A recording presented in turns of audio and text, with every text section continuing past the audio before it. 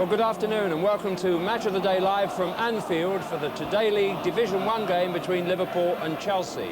And it's a game of contrast, if ever there was one. Liverpool, the epitome of stability, grind on in search of their 17th league championship.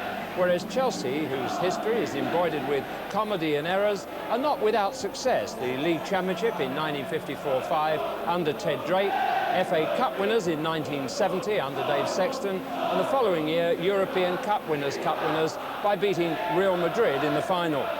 But mostly the Stamford Bridge story has been one of what might have been. After a splendid season last time round, someone seems to have pressed the self-destruct button and Chelsea are now bottom of the table.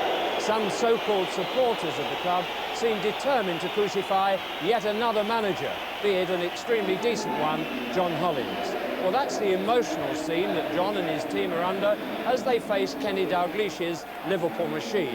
Historically and traditionally, unlikely to show the slightest sympathy to their opponents in their hour of need. On the contrary, they would look upon it as a heaven-sent opportunity to dispatch them quickly and clinically. Sometimes, though, on the field, things don't always turn out as expected. Do you think that's possible this afternoon, Trevor? Well, I think it might turn out as expected. It's a very, very difficult game for John Hollins, really, in the circumstances. Away from home, though, Chelsea have done quite well. They've won at Man United and Spurs, two good results, and so they've got nothing to lose today because nobody expects them to get anything, really. Does this emotional strain really make it that much more difficult for a team to win? I think what the problem is, from players' point of view, is lack of confidence. I mean, the side today, quite a lot of the lads were up towards the top of the table last year, but at the moment they're lacking in confidence. It's not the best of places to get it back. And of course today I think Kerry Dixon and Pat Nevin are missing with injuries, and that's a problem as well. But, you know, they've got the lad Gordon Jury. I'll be interested to watch him. He's up front with David Speedie today, and I haven't really had a chance to see him since they got him from Scotland, so I'll look forward to watching him. I haven't either. I can tell you that he won the London Footballers' Golf Championship off a handicap of 22, but he's got to be +2 at least out there. Anyway, we shall see. Well, just a couple of results for you from this morning. In the Today League Division 1, Leicester 2, Oxford 0.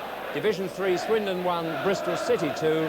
And the World Club Championship, River Plate 1, Steaua Bucharest 0. Well, let's now join the Anfield throng, Bobby Charlton and match commentator Barry Davis. Well, the temperature's very different from Liverpool's last match, which was in the Gulf, playing in the Dubai Super Cup, in which they beat Celtic. But their team is precisely the same as played on that occasion, which means that Barry Venison is included and Jan Molby has not recovered from his hamstring injury. The player missing from the last league match, when Liverpool were beaten by Watford, is John Walk. Kenny Dalglish is the substitute. Well, Chelsea would be happy to have sunshine from anywhere at the moment. And John Hollins, as Trevor Brooking has just said, has lost Kerry Dixon and Pat Nevin, an ankle and a groin strain respectively. And indeed there are 5 changes from the team which conceded 4 goals at home to Wimbledon last Saturday week, I suppose we have to say. Included in midfield Jerry Murphy at number 11, and Kevin McAllister gets the role that would have been played by Pat Nevin. Chelsea in blue, Liverpool, of course, in red. And it's going to be Gordon Jury who will get his first touch when referee Keith Hackett of Sheffield sets the game in motion. Keith Hackett refereeing his 3rd game of the weekend. In fact, the first was an under-11 match on Saturday morning, then a local league match yesterday afternoon, and now he's at Anfield.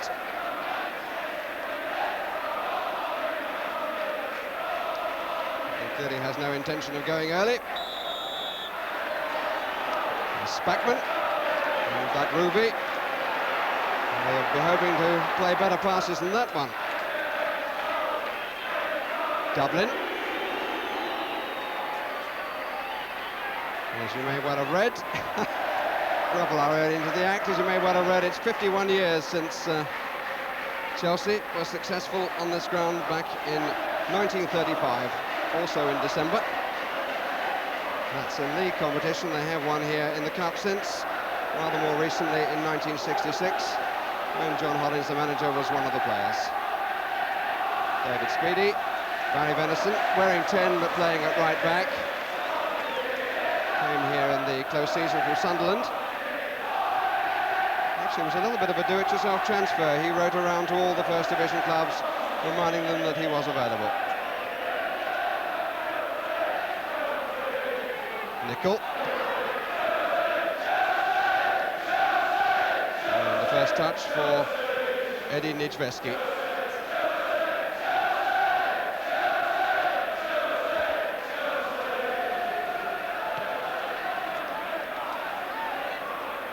Speedy up in front of Hansen. Not a bad try.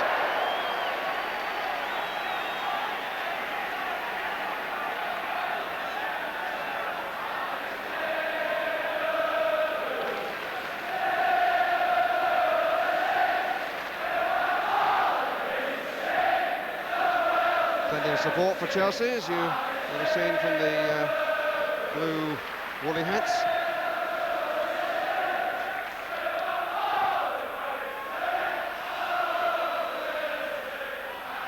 Joe McLaughlin, who missed last week because he had influenza. So a bit of determination from Speedy. That's Gordon Jury.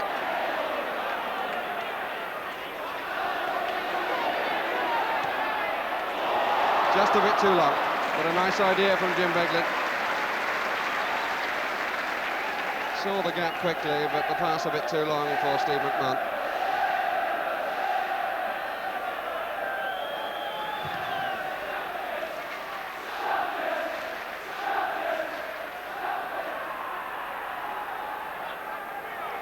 Number 4, Mark Lawrenson, as I'm sure you would have observed, playing in midfield, such a versatile player.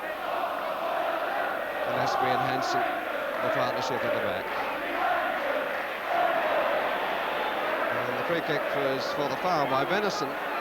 It's a rather curious challenge, one has to say. He was well away from the ball in terms of trying to make the clearance.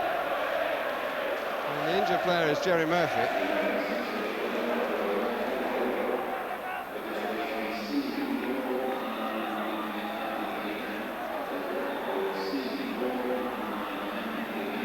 Pat Nevin and Kerry Dixon on the bench there. Look again at the challenge. Well, I mean, you have to say that he was not in line with the ball. His right foot was in direct contact with the ankle and missing the ball by several inches. And Barry Venison, oh, he would know what he was trying to do, but don't think Jerry Murphy would have appreciated it. Anyway, a comment from Bobby Charlton. Yeah, actually it was a bit of a late tackle, and he'll have a sore ankle, the lad, but Chelsea really, considering the position that they've got in the league at the moment and all the embarrassments that they've had, seem to be competing quite well. I mean, anyone that plays at Liverpool, one thing that you've got to do if you're going to win is you have to compete. And certainly they don't look a depressed outfit to me, and over the first few minutes we've had to see them. Colin Pates, who took the free kick. And Murphy immediately in the action, although by no means 100% yet. Out by Gillespie.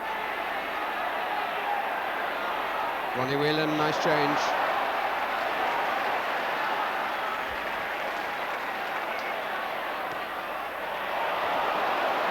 What a good ball. Well watched by Pates.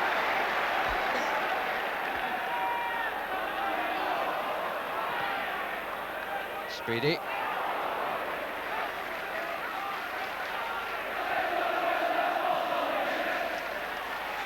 I noticed that a lot of words have been written about this being John Hollins's trial by television.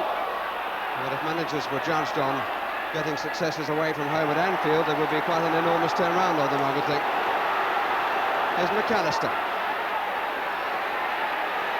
The gap's there, but the shot really wasn't.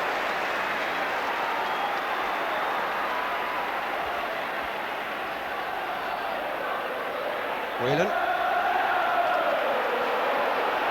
McMahon to the left. Rush in the box is offside, and is given so.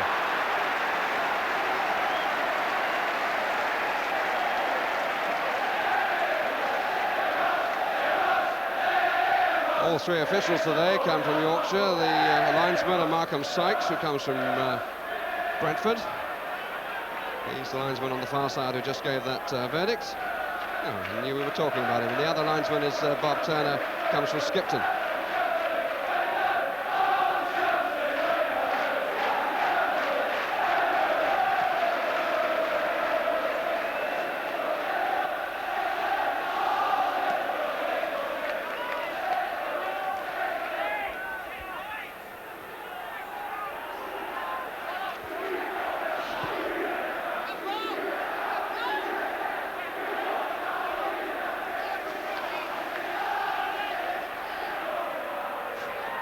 Hansen. Dublin should cut that out, and does. The donkey in midfield was Speedy.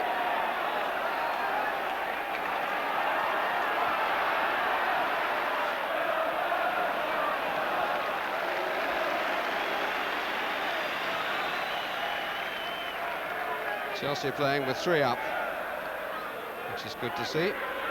Dury, Speedy and McAllister, who is on the right side at the moment.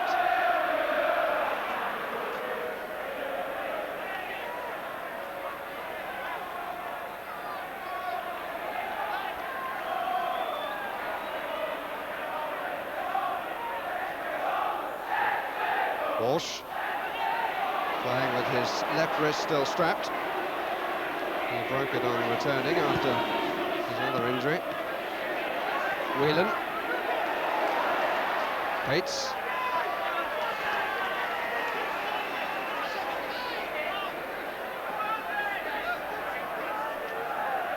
And I should report that Jerry Murphy seems to have made a full recovery.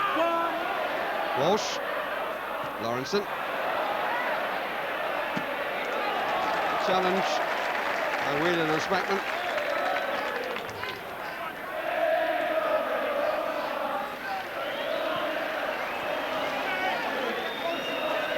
Pleasant sunshine, but the temperature's not too much above freezing, I wouldn't think. Dangerous play, foot up.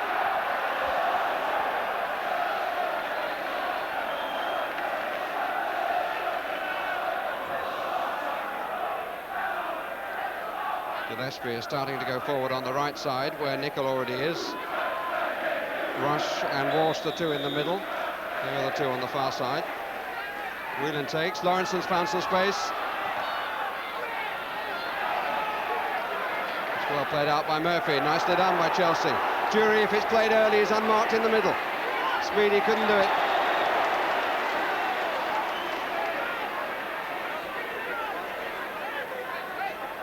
It was a bit tough on Gordon Dury because he'd certainly found where the gap was, but it needed the first time ball from Speedy, which is very easy to play from the back of the stand or even high up on a television gantry.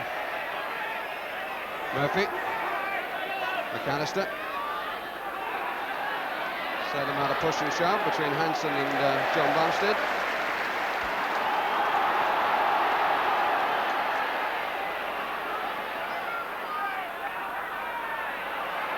Benison. Rush.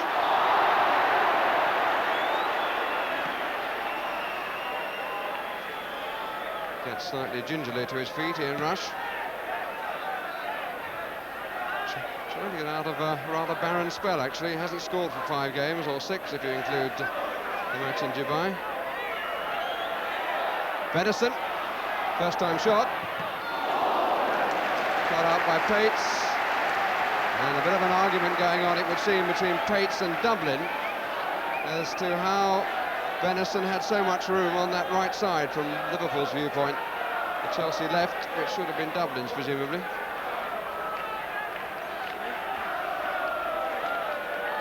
Had 10 minutes of the contest. Gillespie. Great climb by Speedy.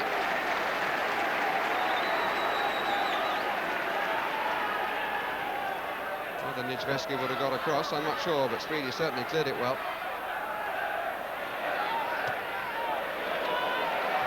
Well watched by McLaughlin.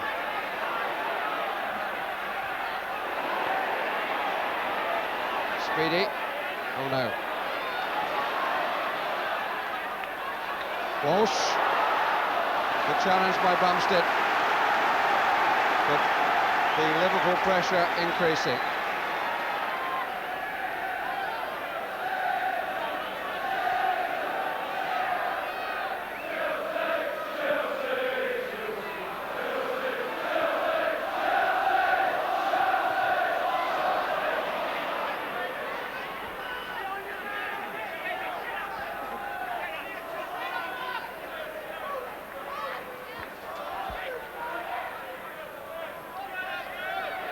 Five now in the box for Liverpool. Nicol. And Bumstead, who was put completely off balance by Ronnie Whelan, in the end had a simple tap out.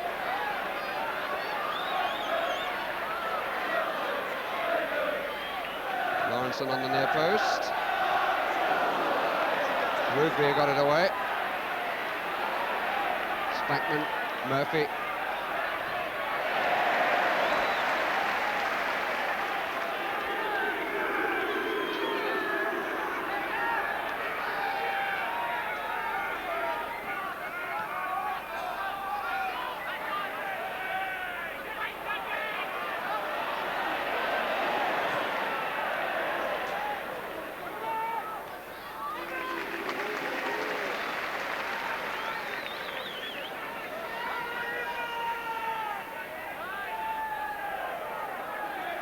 Nicol on the right. Too strong for Venison.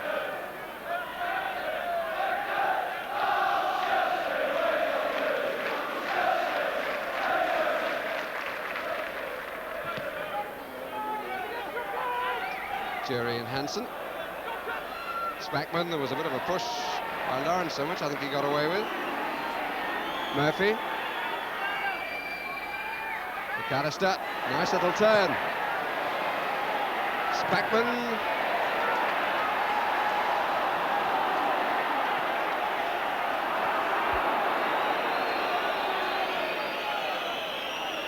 Rather a shame for Chelsea, the two defenders contrived to lose the momentum. Won by Jury.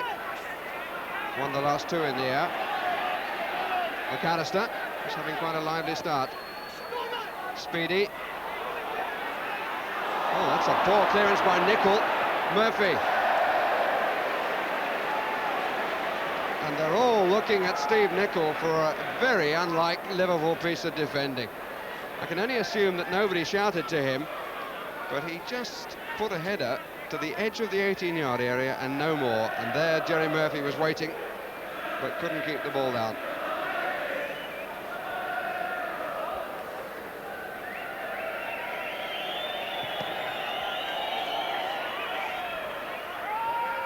Hardly any wind, incidentally. Offside, Gordon Jury.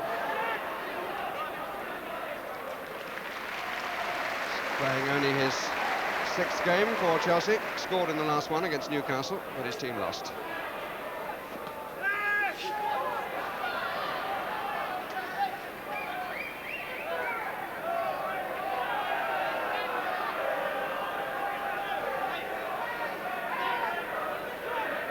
Kenny Dalglish, who stood up.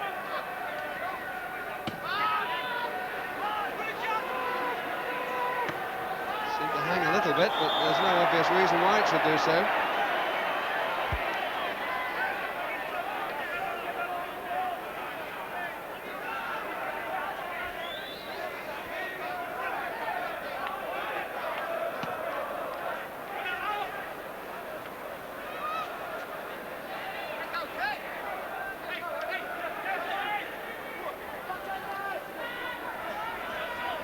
Sean Hollins sitting next to his chairman. Hollins with hand on chin.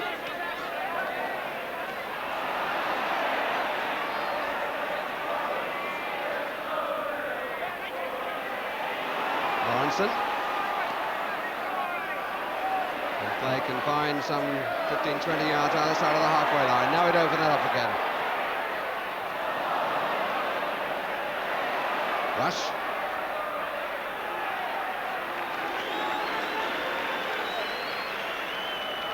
We've had the opening quarter of an hour. Really not too much to suggest, Bobby Charlton, that these two teams are at opposite ends of the table. No, it just shows you there's no great divide between top and bottom in our first division. It's a good thing for the public to see, because it just shows you that the thin line that teams like Manchester United are in a seemingly false position like Chelsea. But a very fascinating contest at the moment. I think that Nigel Spackman, one of the most influential players at Chelsea, is having a particularly good game and winning a lot of the 50-50 balls in midfield. There's David Speedy.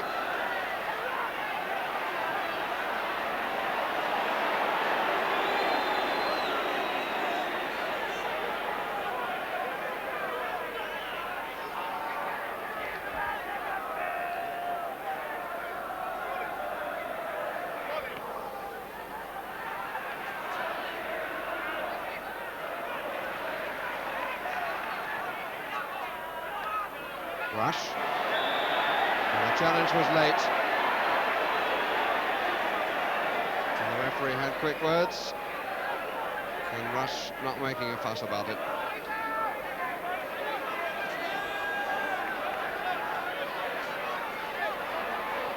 Alan Hansen.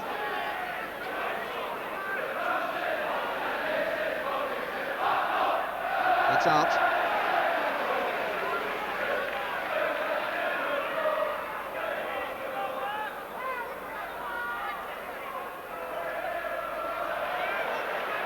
Murphy.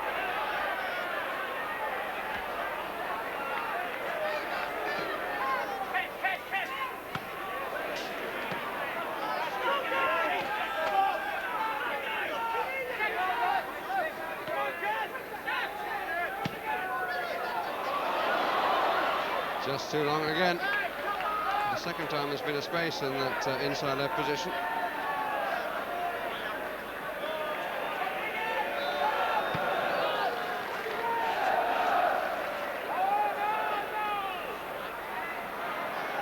Jury stays down.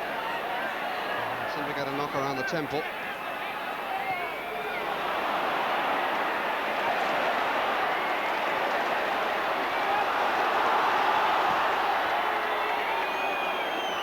Murphy covered it well.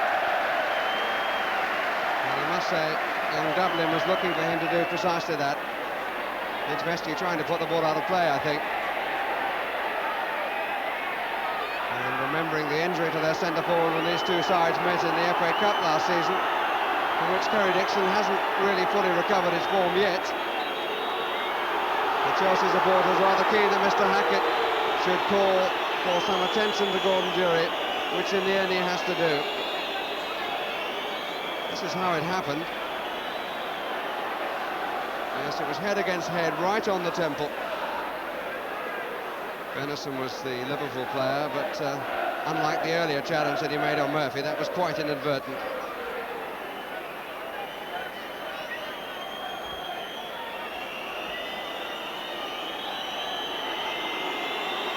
Not too much sympathy coming from the Kop end.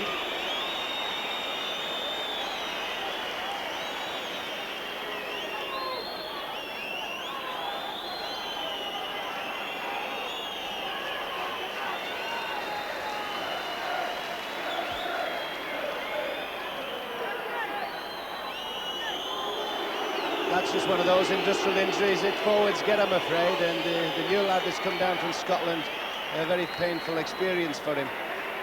But there again, you know, I think that he's been quite impressive in the first, Gordon Durie, in the first 15 minutes of this match. He's given them certainly something to think about at the back.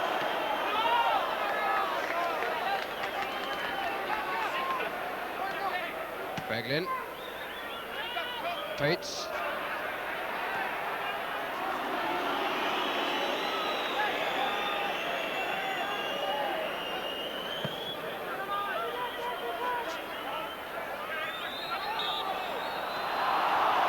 Free kick to Chelsea. Speedy wanting to get on with it, but the whistle had gone. And worth noting that that attack was born of the length of clearance by Denis Vesky.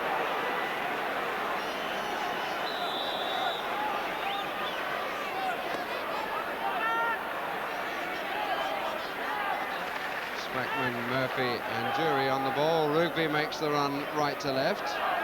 Speedy tries to get up. Well cleared by Lawrenson and then by Beglin.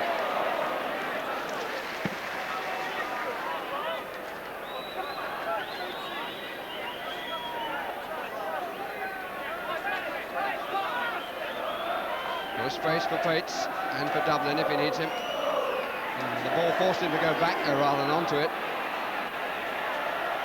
Bumstead, Spackman, Speedy, McAllister, Rugby outside, everybody else the other way. Murphy, good try and a good save. And a bit of dip on that, and a bit of swerve too. Good striker of the ball on his left side. And well turned over.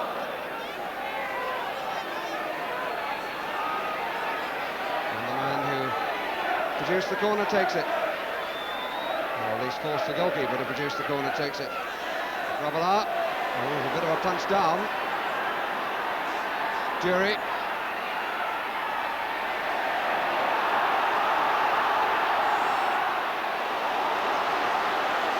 Too much. Interesting that there have been a number of occasions when Liverpool have overhit the passes so far in this match. That is when they are at their most dangerous, when they seem to be under pressure and suddenly they break and the cover is not there from the opposition. Oh yes, he's on. This is a real opportunity. Grobbelaar to meet him. Gary Gillespie got back to deny him. But maybe McAllister wanted too many touches. Waited too long. Good challenge slide in by Gillespie.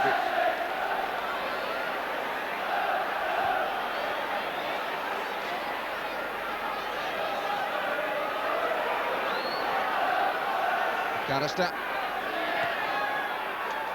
Well, they're queuing up. And the free kick is given Liverpool's way. And Bobby Charlton, when you get a chance like that, you have to really make up your mind when you're going to let it go, don't you? Did he? Yes, actually, I thought that the lad thought that he was offside, but he was really very direct, went straight to the post, but good covering by the Liverpool defence. But it's the type of situation where he has to make his mind up quite quickly, where he's going to go, which foot he's going to hit it with. And by the time he made up his mind, unfortunately, the chance was gone. And but it was a terrific opportunity for him, and I think that Chelsea have been playing really quite good, constructive and intelligent football, and the crosses that have been coming in have been finding some of the Liverpool players wanting. Even though people like Gillespie and Hansen do have the height advantage, they haven't been shown it at this particular time. No, Chelsea have been quite well pleased with the first period of this match. They've done very well.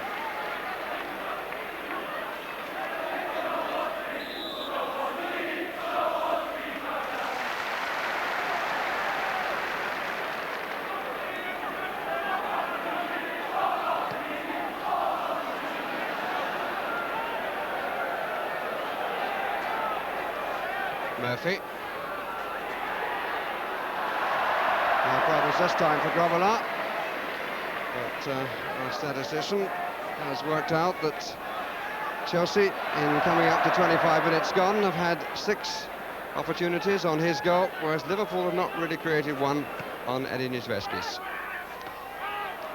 As has been said on just a few occasions, it's a funny game, football.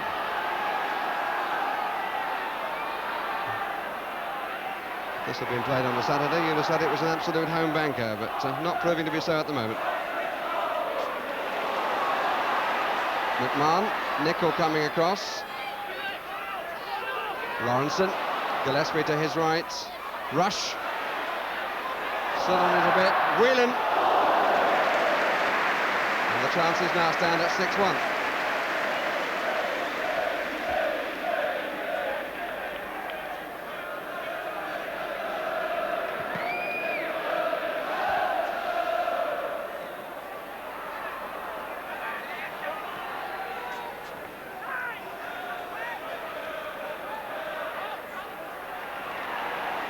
Jury.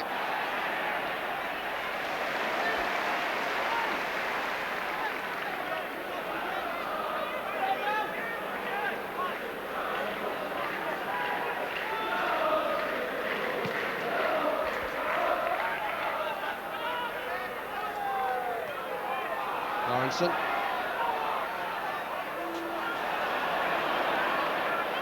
Walsh. Twinkletoes. Whelan. McMahon. The ball was a bit too close to him.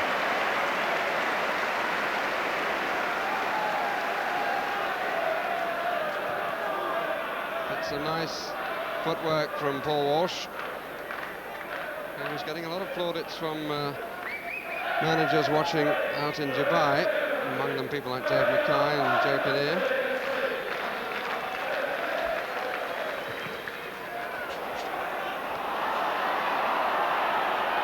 Walsh again. Murphy to him. Pates didn't buy the dummy.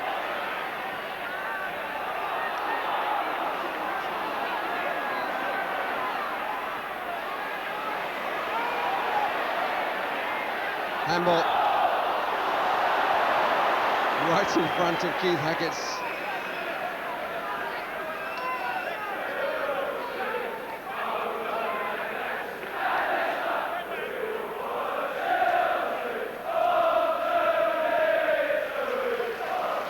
Chelsea have taken just 4 points from the last 21 available. They've had some good results away from home in terms of the prize of scalp. They won at Tottenham and they won at Manchester United.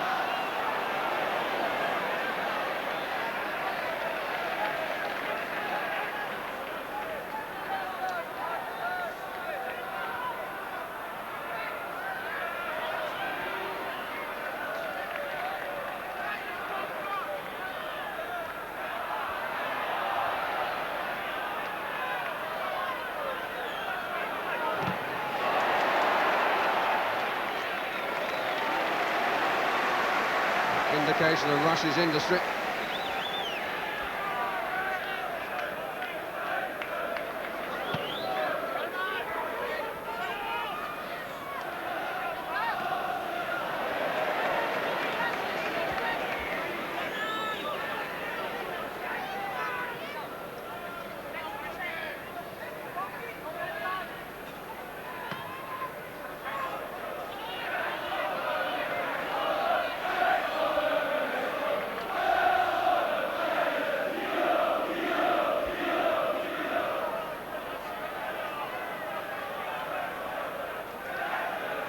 Walsh on the near edge of the area.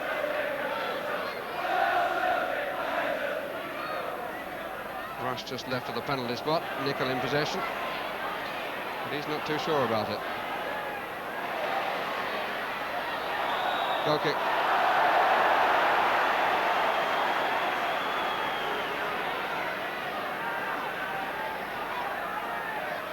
Oh, Keith Hackett, so close.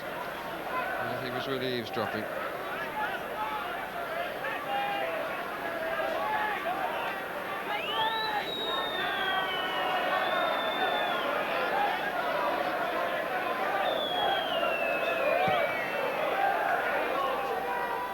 Good distance this time. Unkind bounce on Pates.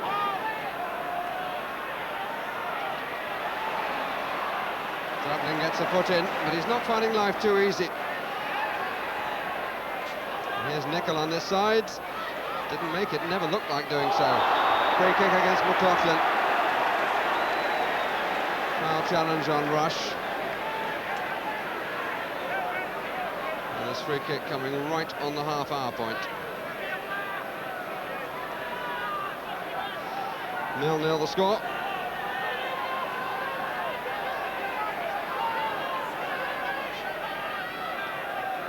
Four marking three to the right of the wall as we look. Rush is the nearest. Then Walsh, then Lawrenson, then Gillespie. Oh yes! Ronnie Whelan!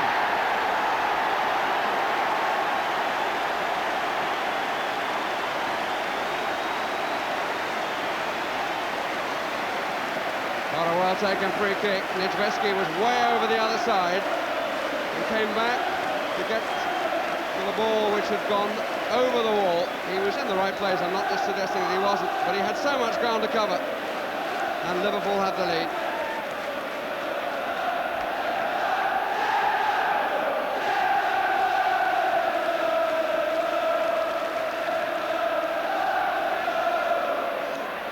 A terrific free kick. It just shows all the Continentals are not the only ones that can take good, skillful free kicks like that.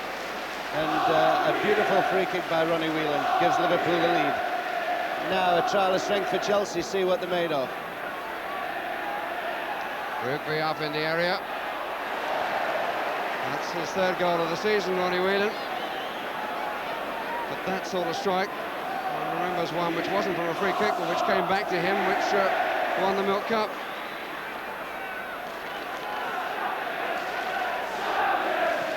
I'm sure that Jimmy Hill enjoyed the quality of his right foot.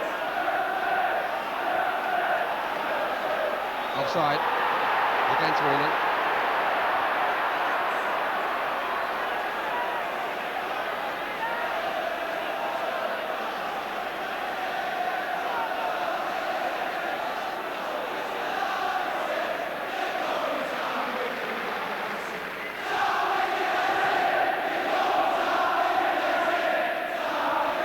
On by Speedy, away by Hansen.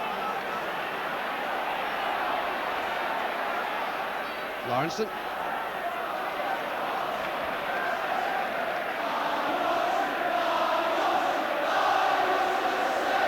Murphy.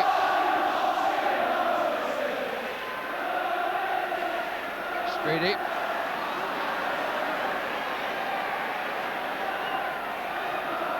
Spackman.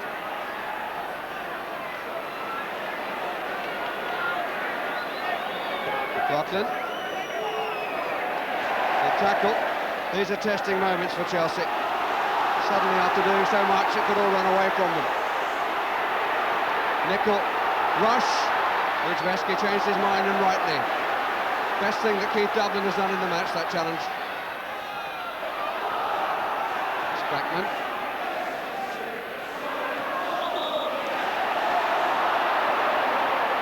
Free kick for the challenge on David Speedy.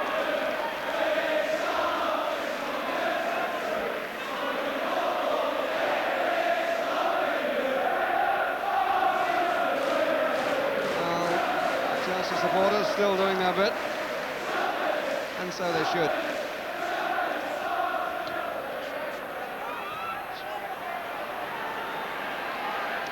Pates. Murphy.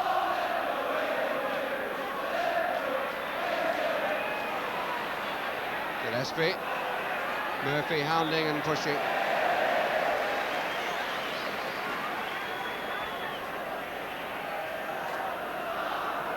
I think the point will be worth making, that Chelsea supporters who don't have the greatest name because of a minority that dragged the name of the club down have good supporters too, as was shown then.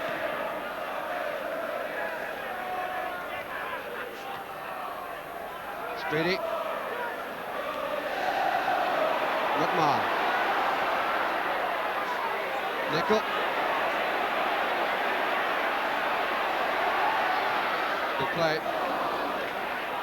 McAllister shielded it well, tried to find Nijveski, in that he was inviting him to come out to the edge of the area. McAllister back available for this match after serving a suspension, having been sent off just across the park in Goodison Park.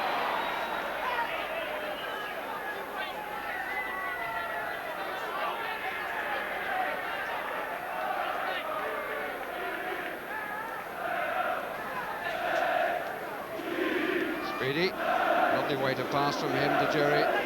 Speedy, Rugby. Speedy's continuing the run, but Gillespie will get there first comfortably. And Speedy turns in despair. It's amazing how well David Speedy plays, considering he carries the world on his shoulders all the way through the 90 minutes.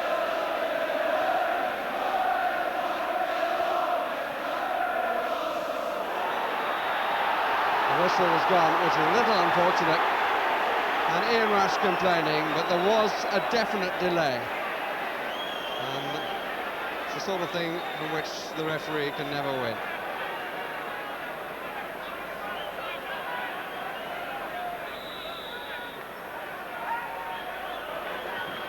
Gillespie is up. Rugby.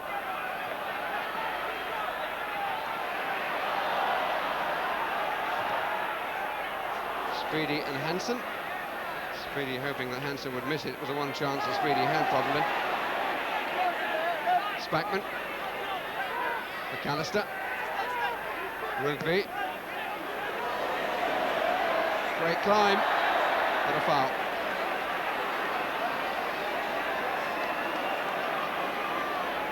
And all taken in good part.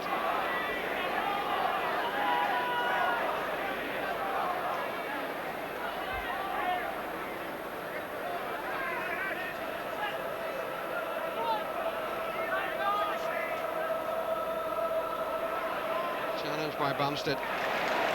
Certainly there can be no questioning Chelsea's attitude. Offside against Walsh. The defence looks a little unbalanced on the left side, but they've battled for everything. And in terms of chances made, they may consider themselves somewhat unlucky to be a goal down, but it's a not unfamiliar story at Anfield. Liverpool tend to get goals when they need them.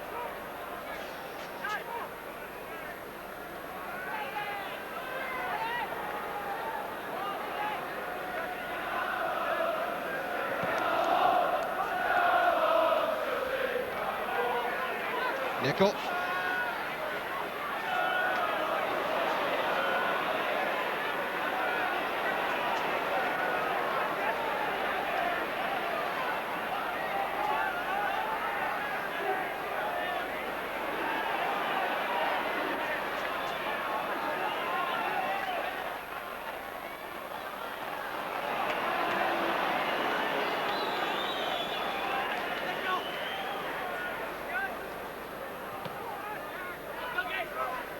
Nickel and Rugby. McAllister. Bumstead.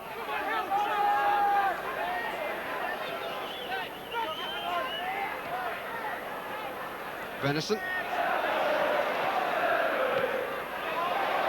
Great early ball from Rush. Lawrenson. Jim Beglin coming in. Field for handball. Bit of a stretch from Pates.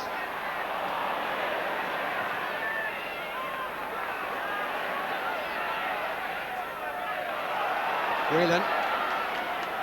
Only his goal. He's looking much more his old self this afternoon. He, like the rest of the Liverpool midfield, were very disappointing at Watford 8 days ago.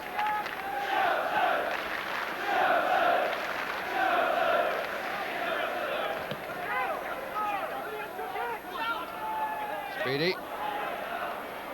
Spackman. Not what he intended. I think he was looking to go wide to McAllister. Handball by Murphy. Whelan. Jury and chase. Never looking likely to get the ball.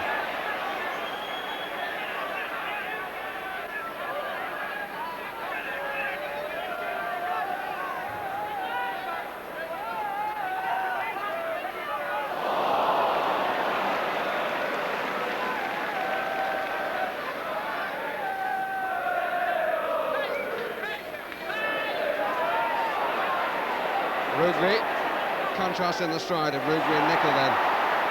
Well, there's a gap for whence Rugby came. It's filled by McMahon.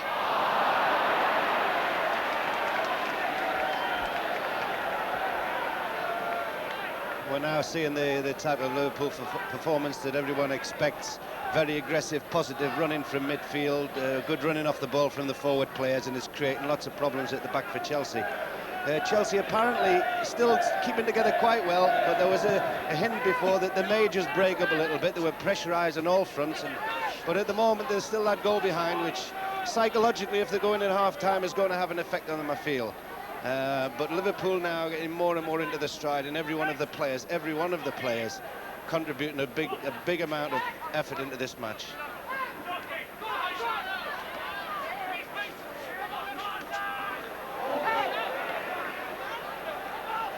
McAllister, very little room for manoeuvre, was very confident to try. Chelsea ball on the right as we look. Members of the press on the left. Murphy. Bumstead's cross is not actually worthy of the name, sadly for him.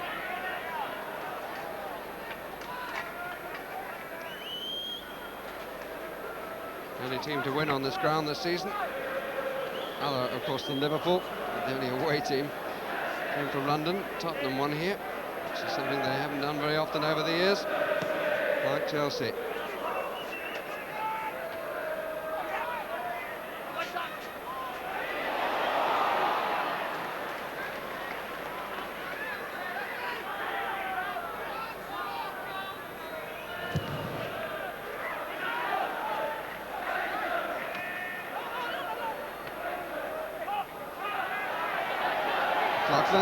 Rush in chase,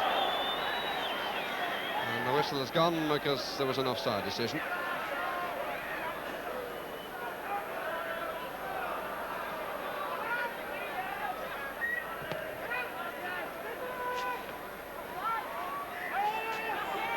Hansen left it to Beglin.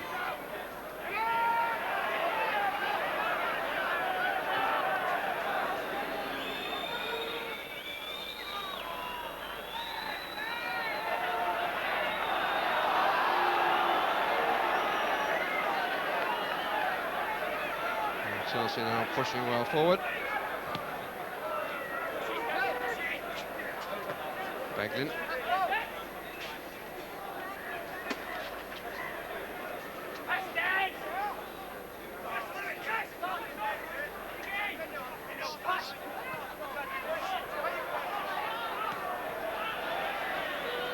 Rather extraordinary face from Chelsea. If he's going to knock the ball long, surely it'll be down the middle to the head of Jury rather than to the little fellow on the wide McAllister. Well, it goes to another little fellow who gets up better than most, David Speedy. Fell comfortably, in fact. Murphy. A little bit short of pace as he was trying to make something and found Whelan.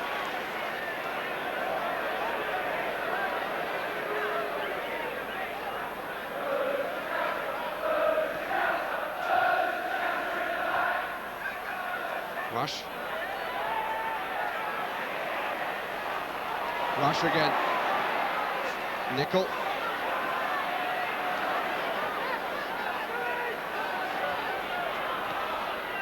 Benison. Everybody other than Grobbelaar in the Chelsea half. Nickel from one side to the other. And a free kick against Ronnie Whelan.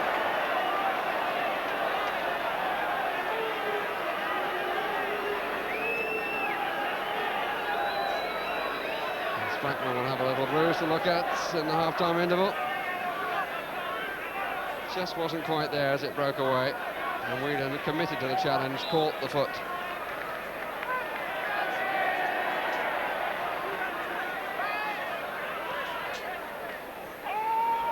Well held up. Jury, how can he use it? Got support to the right. McAllister, not a good pass.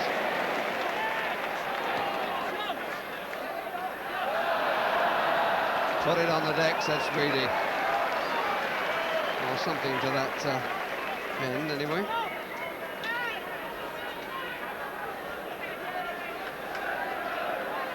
Mr. Hackett will have just a little bit of stoppage time to allow.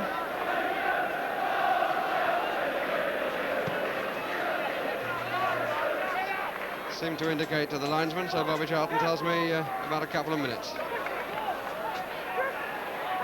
Whelan, Walsh, McMahon on the edge of the box. Rush has got into the 6-yard area. Dublin gets it away.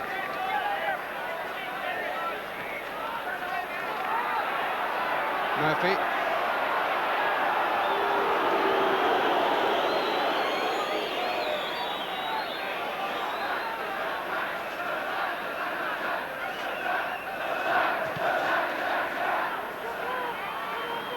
Speedy and Hansen. Rugby. McAllister. Spackman. 3 up on the edge of the box for Chelsea. Benison covering.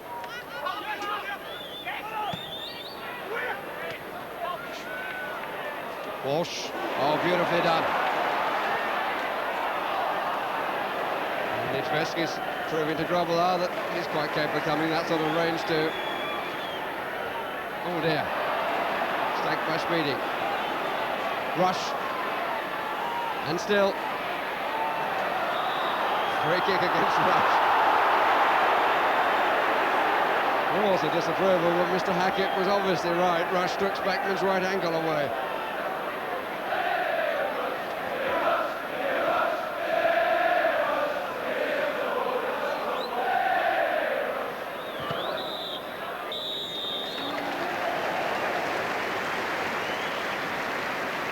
So just the one goal in the first half, scored by Ronnie Whelan. Really a superbly taken free kick. Yes, a super free kick, and worthy actually of the occasion. Ronnie Whelan obviously has practiced that a lot. The wall was a little bit together, a little bit smaller, and he took the opportunity to knock it into the near post. I do sometimes feel, you know, that goalkeepers actually give a little bit too much responsibility to the wall and occasionally get themselves in trouble. But good Liverpool performance at the end of it all. Well, we only got the one goal to show for that 45 minutes action there, but just in case there's a television in the dressing room and Wally Whelan's in there at the moment, let's have a look at that free kick again. I no doubt he's quite proud of it. Oh yes, Ronnie Whelan! And there was a point, of course, when Chelsea early on in that game might have taken the lead, and it really involved Kevin McAllister, young and inexperienced, and really on this early opportunity he was put away on the right there. I hope we can see in the picture an overlap on the right. Now there's a good position there, we can't quite see the player. There he comes, running up on the right-hand side, and he might just have slipped him through. But instead, inexperience, a bit of lack of confidence, turned it inside and put in a pretty ineffective shot. But then, of course, he had an even better chance. I'm wondering myself whether you think this is offside. The moment the ball is played now, was he offside? No, probably played on, having had a second look there, which means that he's got an open Liverpool goal in front of him. You don't often find this situation at Anfield. Slows down a little bit, but look how well Gillespie does to time that tackle. Took advantage of his inexperience and a really perfectly timed tackle to save the day for Liverpool. Well, we'll have a look at, in a moment, Barry Venison. We were going to see a couple of things that he did in another direction. But before that, Trevor, a view from you on that first half. Well, I think Chelsea must be disappointed because they've played very well. You never think that they were bottom of the table. I think possibly Kevin McAllister, it was unfortunate he actually got the chance because he isn't sort of happy in those situations. I think we didn't see in the second one when he was clean through. I think he was caught in two minds because Gordon Jury was looking at square, trying for the ball across the face of the goal, and he wasn't sure whether to play it square or hit the shot, and then he didn't do either, and Gillespie got back. And then, of course, the free kick. I mean, when you're struggling and things are going against you, all you need is a free kick like that. It was the perfect one, just cleared the wall, but it had pace on it as well. Sometimes, you know, you hit the wall when you hit it hard, and others you just don't actually get the power when you clear the wall. We'll have another look at that free kick later, but for the moment, just to look at Barry Venison. He was involved in two incidents in the first half. Another kind of keenness, if you like, back in the team. Bump, he's gone through there. I don't honestly think he meant to play Jerry Murphy with that tackle. It was enthusiasm, getting back in the side, wanting to hold on to a Liverpool place. And then later on, you can see this header.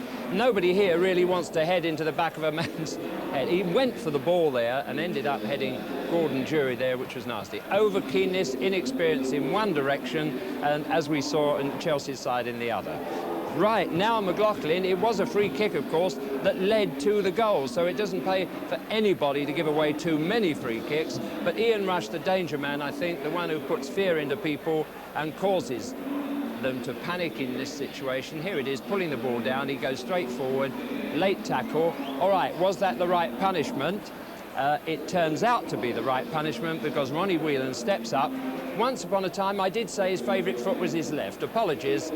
That convinces me and everybody else without doubt that his favourite foot is his right. Trevor? No, it was a great goal. As I say, once it cleared the wall, you knew it was always going to be in because Eddie Nisvicky's the right side of the wall. He's got to cover that goal, hoping that the ball's not going to be cleared over it. But it was the perfect goal, really, and very unfortunate for Chelsea because they were then rocked on the heels for 5 or 10 minutes. But I don't think Liverpool have quite played as well as we always think they will. I think still in midfield they lack that little bit of subtlety without Molby. Well, if you were chairman of Chelsea, I think you'd be reasonably pleased with that first half, because it's our opportunity now to talk to the forthright, outspoken chairman of Chelsea, Ken Bates, talking to Tony Gubber. Ken Bates, with Chelsea bottom of the First Division, there's been almost unholy speculation about the security of manager John Hollins. Let's start by asking you, what's your opinion?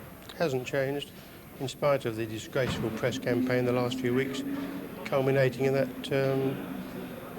quite disgraceful telephone poll on Friday, which I helped to bugger up, by the way, by getting about 20 of my people to vote yes and no, just to prove that how easily it is to cook up any figures you like. Just to explain for viewers who might not know, one national newspaper invited readers to phone in and say whether they thought John Hollins should keep his job or should not. However, how much pressure does it put you under when that sort of campaign is waged in a national newspaper? Well, obviously it puts me under a great deal of pressure because I have to protect my manager even more. It doesn't put me under pressure to sack the man, it puts me under a great deal of pressure to sympathise with him and feel outraged about these jackals and vultures that are hovering over the man when he's trying to do a good job. Sure. What's your explanation, though, Ken, for the situation in which Chelsea find themselves in? We're not scoring enough goals and we're conceding too many. But I mean, the people, you've got 8 million people, you tell me, if your figures are correct watching you today. You saw that. We're bottom of the league, Liverpool are near the top. But we've matched them in everything except for one free kick.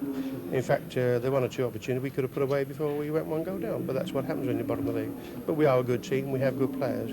We're without Kerry Dixon and Pat Nevin today. We're still matching them effort for effort and ball for ball. John is one of the nicest men in football. How is he reacting to this speculation about his situation and his continued managership at Chelsea? Well, he ignores the speculation because he knows I'm behind him. In fact, he and his wife on my birthday party last Sunday. I was dancing with Linda and actually said, look what she has to do to keep her husband's job, and she doesn't have to dance with the chairman these days. I don't want to be unkind, please don't misunderstand, but sometimes the vote of confidence from the chairman has been the worst thing in football, and that's been followed in the past by managers moving on shortly after. I stand on my record, for example, John Neal. If I'd have bowed to similar pressure, in respect to John Neal, we wouldn't have built a second division championship team and got in the first division. John Hollins having a rough patch, and so are the players, and so are the team. But by and large, there's nothing fundamentally wrong that a few wins won't put right. And nothing is certain in football, but I'm confident that we are better than where we are at the moment. And I think the 1987 will prove that. Finally, what is your assessment of John Hollins as a manager? I think he's going to be one of the greats. And that's why there's no way he's going to leave Chelsea because of this bad patch and do a great job for somebody else. Sure. Ken, thanks for joining us. My pleasure, thank you. Ken Bates, never a man to mess around with worlds. Trevor, what do you think about that, the Chelsea performance in relation to getting a result today? I mean, you said the sort of things happen. You know, you're playing well, you get a goal against. Have they got it within them in what you've seen so far to come back? Well, it's a shame that Kerry Dixon and Pat Nevin aren't out there because when I've seen them play well this season, those two have played well. And Pat Nevin in particular, although Kevin McAllister, who plays a similar role, has battled well, Pat Nevin's got that ability to take defenders on and get to the byline.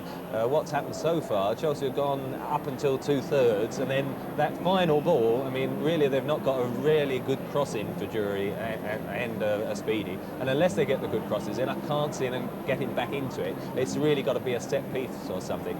They've made 6 goal attempts as against Liverpool's 4, so that's something to show for the first half apart from a goal. But they are playing one or two what I might call learners without being rude, and that's what Liverpool don't seem to have in their side. No, I mean, let's be fair, it is a difficult place, Anfield, to come to and get a result when they're in their situation. I think there are a lot of pluses. I mean, the two centre-backs, I think McLaughlin and Pate, who did so well for them last season, and they've been paired together again today, have been excellent. Nigel Spackman in midfield is harassing and not letting Liverpool settle. Possibly if they lack something, which I mentioned with Liverpool as well, that little subtlety again in midfield, the final creative pass isn't there, and Speedy and Jury, who I think with good service are a good pair, even though Dixon isn't there, they're not quite getting the sort of service that they'll need to break through a Liverpool defence, which doesn't give much away. In a nutshell, on 45 minutes, are Chelsea a relegation side or no? Well, they're not. They're bottom of the table, so it says they are. But, I mean, I think coming up to the Christmas spell, when there's 5 games in 2 weeks, this sort of performance, if they can continue it in the second half, will give them a lot of confidence to approach those matches where there's 15 points for sides to pick up. It's very tight at the bottom, 2 or 3 wins, and 87 might not be so bad. And would you put your money on Liverpool at this point for the Championship?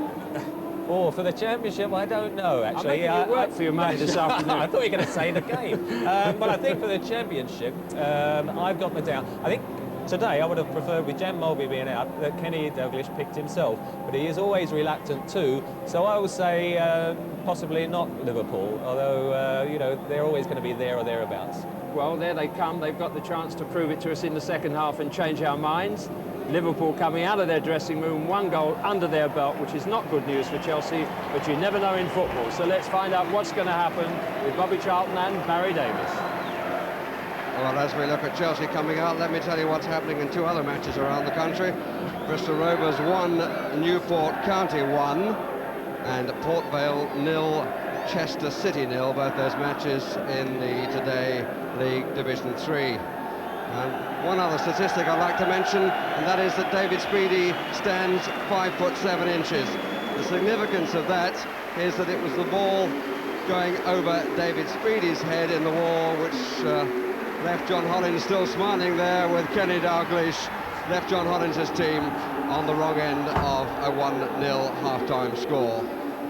Scorer Ronnie Whelan. And talking of people who score goals, I think we ought to mark the anniversary of one of our viewers, I'm sure, who will be watching as Liverpool are about to get the second half underway. Ted Drake, 51 years ago today, on December the 14th, 1935, that he scored all 7 goals for Arsenal at Aston Villa. And he, of course, was the manager of the Championship side for Chelsea in 1955. And what's more, he signed John Hollins. And Hollins' side in 1986 is 1 down to Liverpool. The scorer Ronnie Whelan in the 31st minute.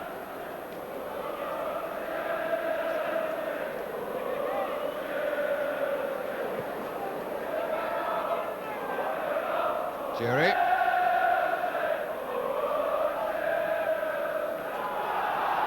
Spackman.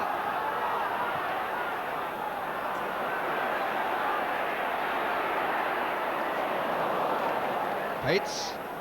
Speedy. Sure he'd like more of the ball played up to him like that. Likes it to feet, or at least on the deck. Spackman. Jury. It's nicely done, but not that.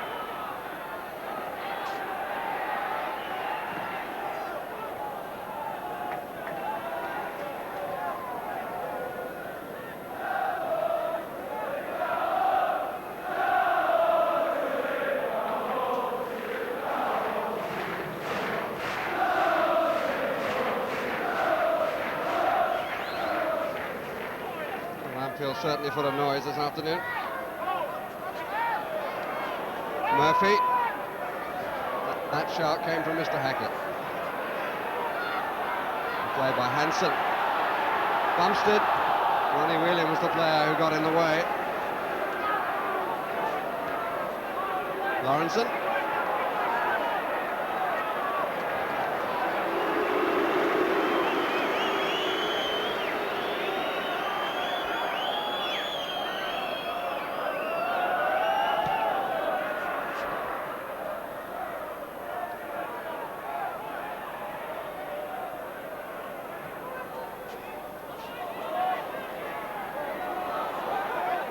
Get enough power in it, Dublin.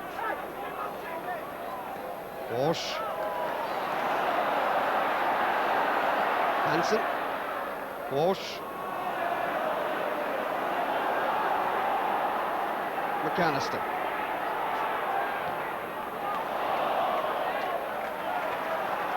And he ran himself into trouble.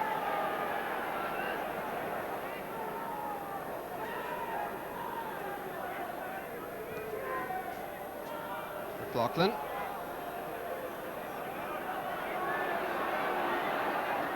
Beglin.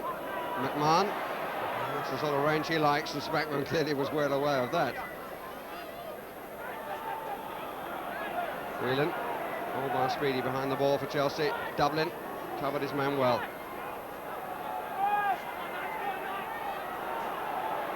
Chelsea pushed up right onto the halfway line, so Spackman had to keep control of the ball and holding on to the ball. And in the end, overhit the pass.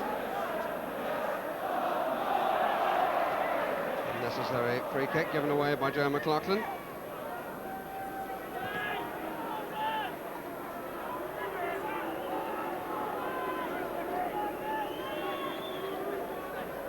Rush and Pates together. Lawrenson has come up as well, number 4. Quite often Niedzwiecki starts to make the movement forward and then goes back. Seems just to be his style. Whelan. That's useful. Walsh, but the flag is up for offside.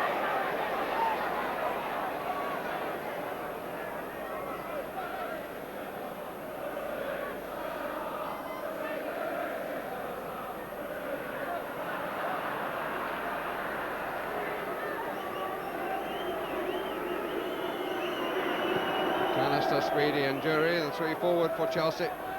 Great climb again, but he's got several inches to make on Alan Hansen, who's a 6-footer. Dublin is committed, and in fact it's quite comfortable for him in the end.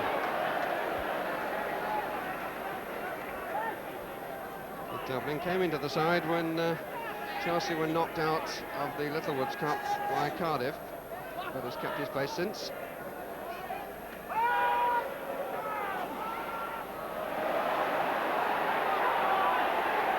5 minutes of the second half gone.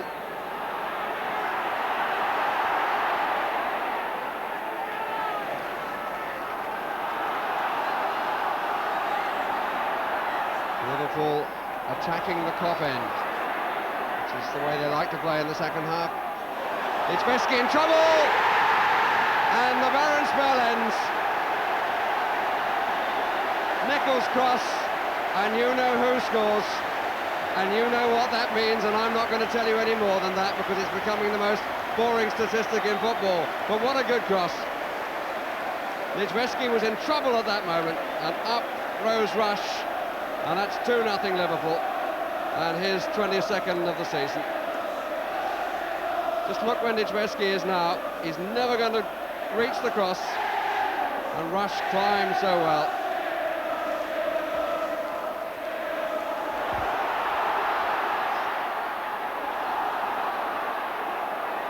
Walsh, what a save.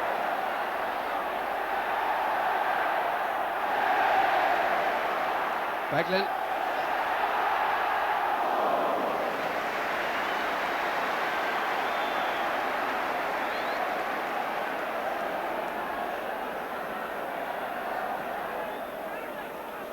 Jury. Pates.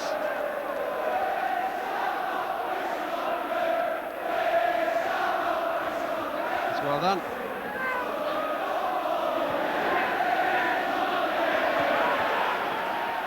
Well, John Hollins would be less than human if he didn't fear a walloping at this moment.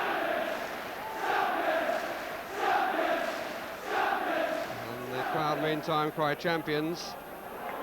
And really, one has to say that they've taken 2 chances quite superbly.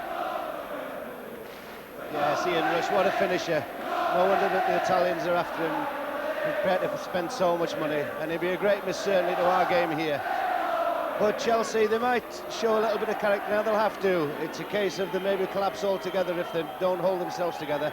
But I must admit that the thing that actually made that goal was a fantastic left wing cross, absolutely superb, which pulled the goalkeeper away from the line and created the chance for Ian Rush. Of course, that, we remind you, came from Steve Nicol. Oh, and this is Paul Walsh, and this is Ian Rush, but that's Niedzwiecki's.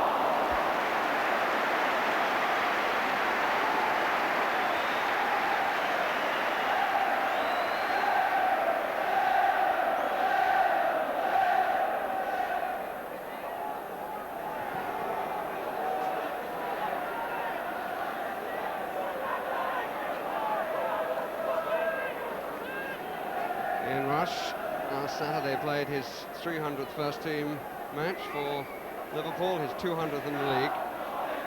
His total goals now stand at 189.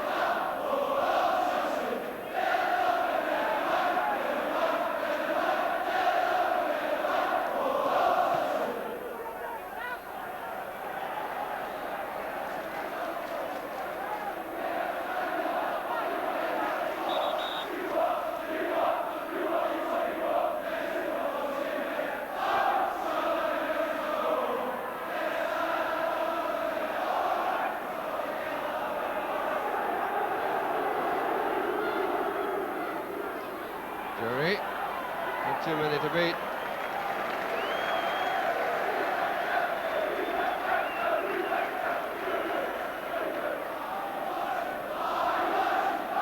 McMahon.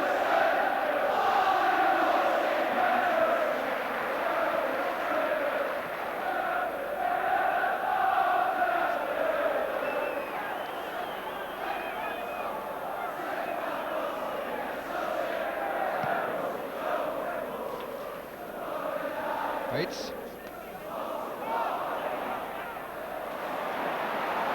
Anderson got up from that challenge, feeling his ankle a bit.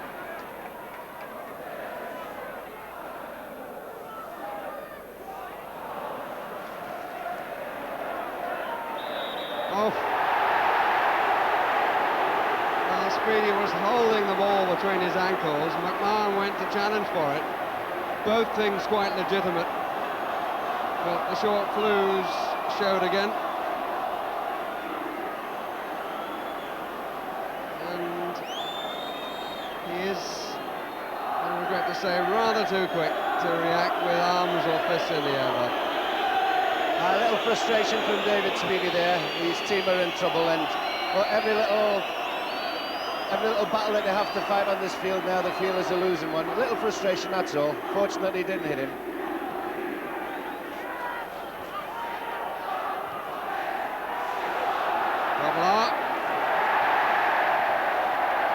Tremendous distance with the left hook. Guess it was more of a jab, I suppose. I'm not an expert in these things. Rugby.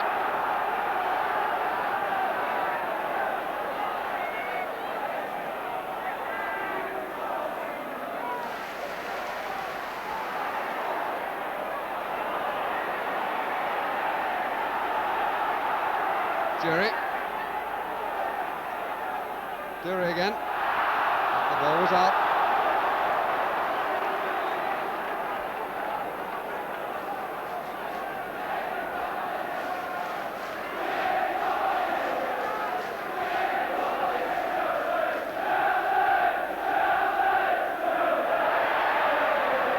Foul by Rugby. Challenging from behind.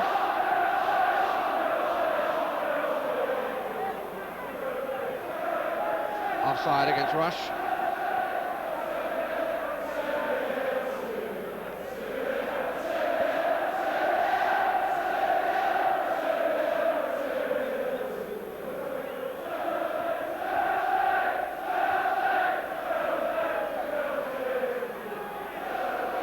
Bumstead, Spackman, McAllister. Offside. Gordon Dury.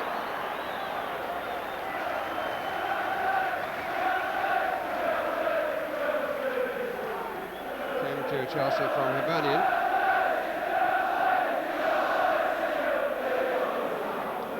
Chelsea reaction to the comments from the cop.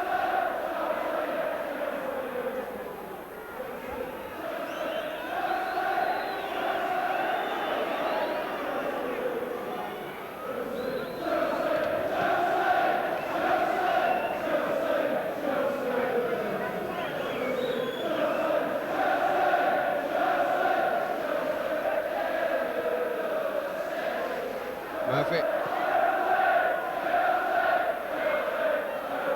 Cover by Hansen because John Bumstead was behind. Medicine.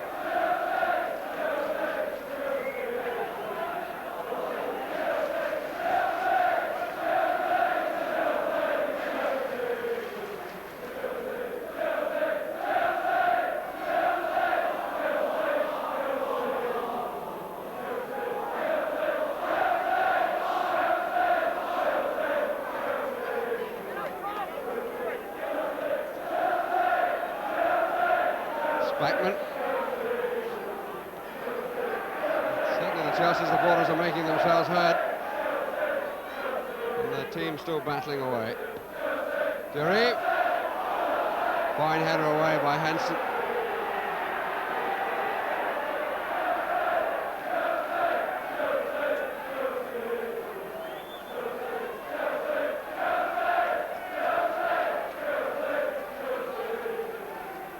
Murphy. Foul by Lawrenson, which I think the Scotsman made sure he got, but even so was a foul. And this is a very, very similar position from which Ronnie Whelan scored in the first half. Just slightly further away, I suggest.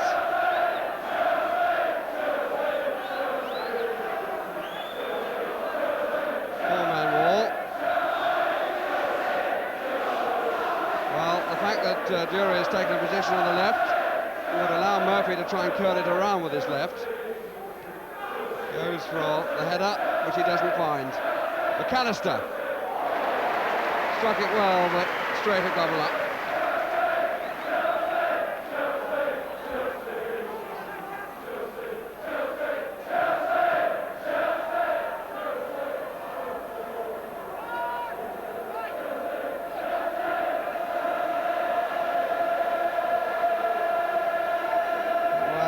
One note being held at one end of the ground and a constant Chelsea at the other. And I suppose they'll be trying to keep it up for another half an hour. That's the position as we reach the hour in the match. 2-0 to Liverpool.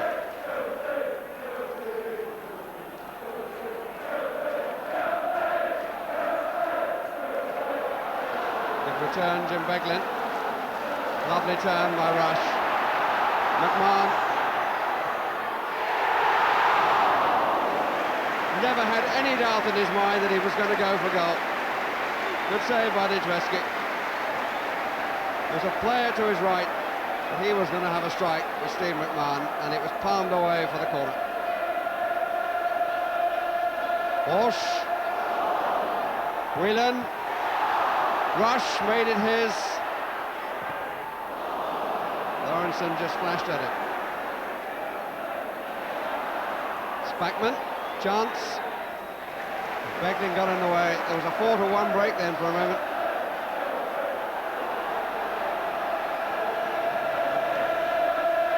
It's a fine ball by Venison to Nicol, who supplied the cross for goal number 2.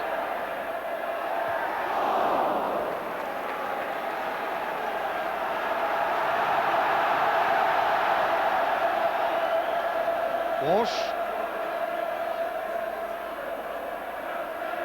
Corner.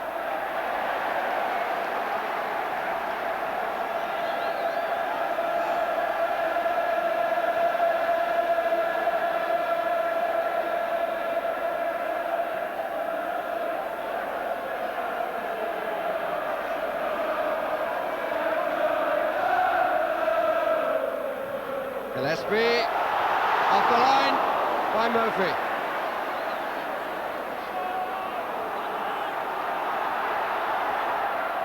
Tremendous Liverpool pressure, which will come to an end. Free kick for the challenge on Murphy, who was the player who just cleared off the line. Did it with great aplomb. Nicol's corner. Flick came from Gillespie, and Nijveski seemed to see it late and just poked away.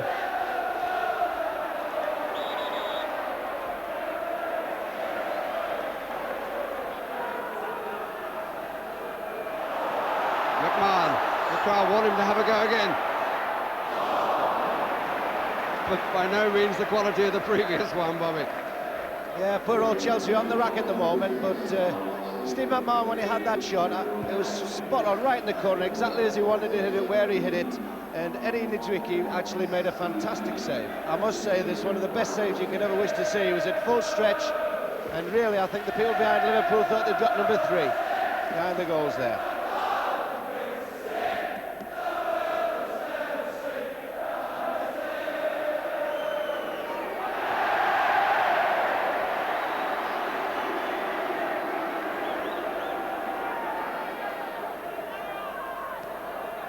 Rush, a lot of space for Whelan. 4 waiting in the middle. Venison. Bumstead. McAllister. It's too long.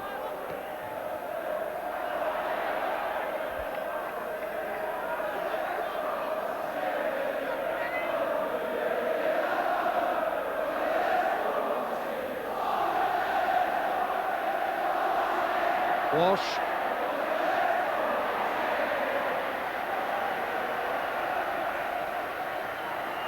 McMahon. That's a fine ball to Walsh. No, he's offside. It's a pity because, again, the crowd wanted McMahon to have a go, but he's a far too intelligent a player to have tried to go through the ruck of players. And the substitution going to be made by Chelsea. Going to be McAllister who comes off and Wood who comes on.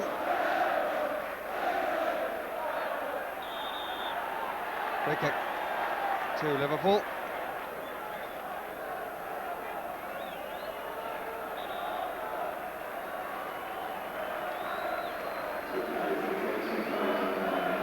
McAllister, who I'm sure will look back and with a lot of thought about the chance he had in the first half.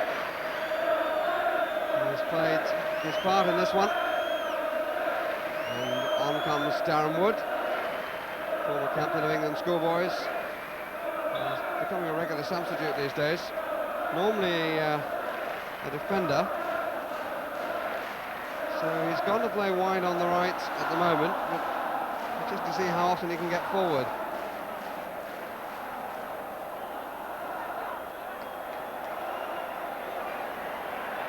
Venison. Rush.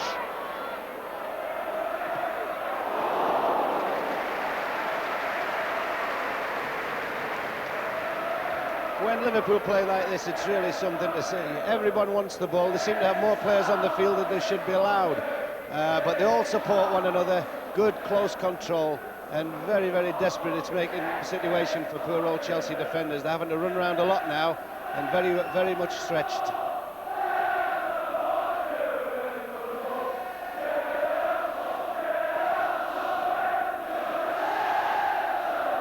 Walsh. McMahon. Strong challenge by McLaughlin. And in the end, I think it was the shoulder that made contact with the face of McMahon.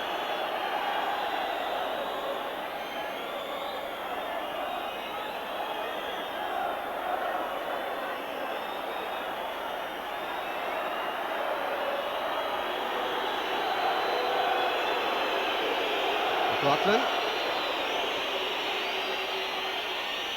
The news as Keith Hackett lets play go on, and McMahon tries to clear his head.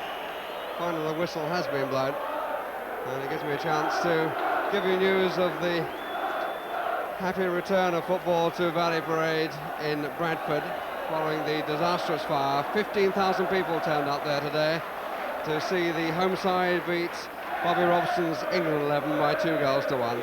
And I think all of football will say welcome back to Bradford in their own ground. And McMahon clears his head. As we look again at what happened, yes, it was an elbow that did the damage.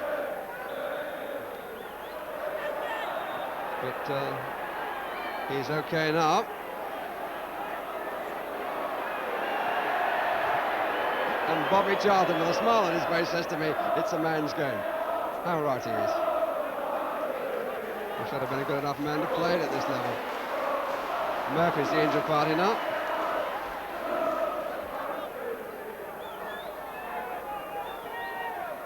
And halfway through the second half.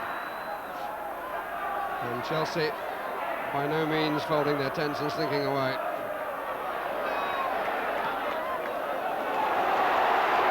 Should be McLaughlin's. Oh dear. An indication perhaps of the pressure that you feel under if the man breathing down your neck is called Ian Rush.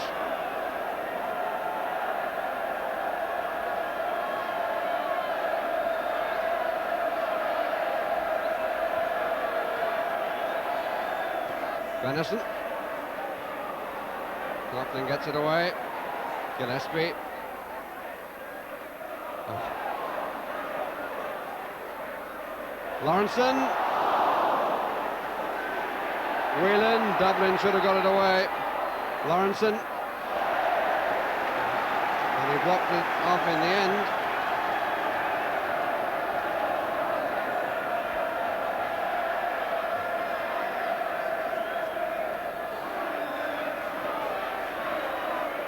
Venison.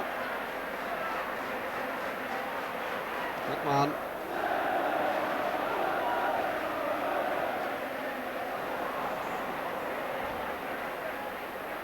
Spackman.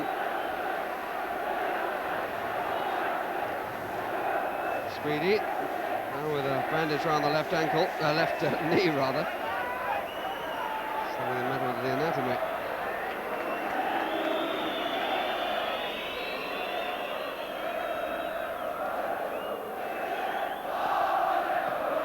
Just needed the snow for the Christmas card. McMahon. Beglin.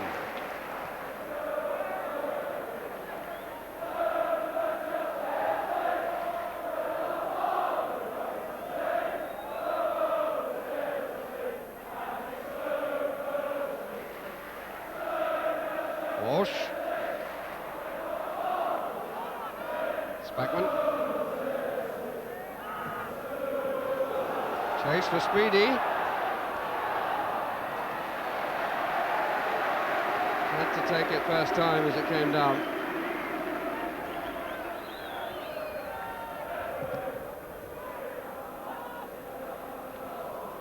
Pates.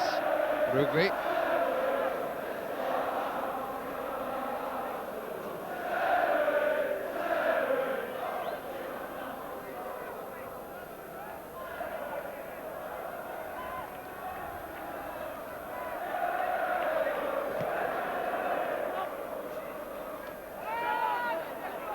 Dublin. Pates. Armstead. All determination.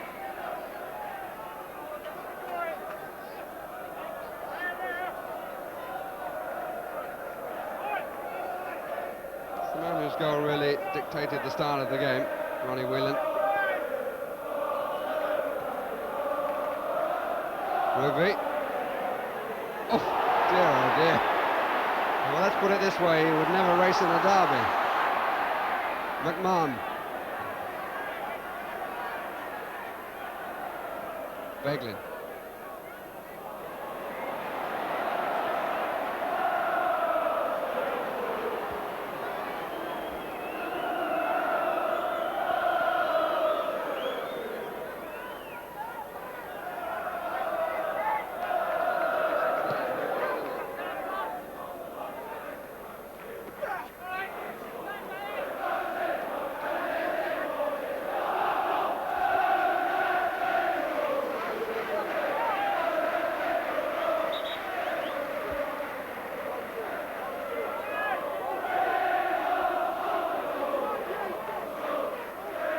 Walsh.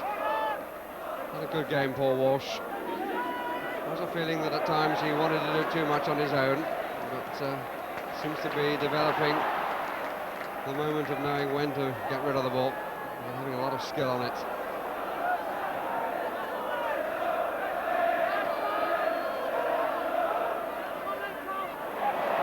Lawrenson, Whelan.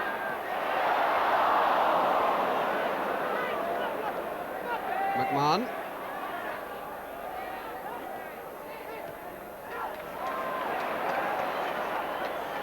Oh dear.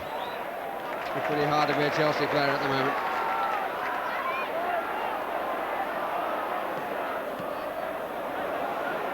But now Speedy.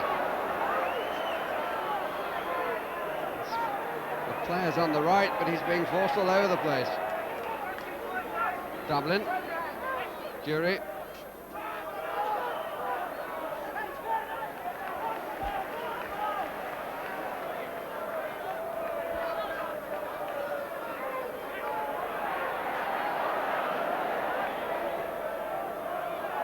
Good to see Alan Hansen coming forward, and he's still available in the inside left position.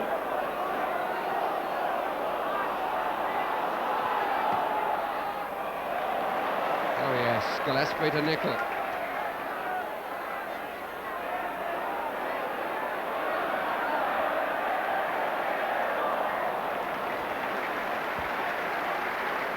Available is the right word that you just used there, Barry. The Liverpool players always seem to have one or two men available to pass to when they have the ball. And poor little David Speedy there, when he picked the ball up, he was forced backwards all the time. Not because he was just being pressured, but because there was no one there that really was supporting him. That's the difference between the two sides, when one seemed completely confident and the other in a little bit of disarray.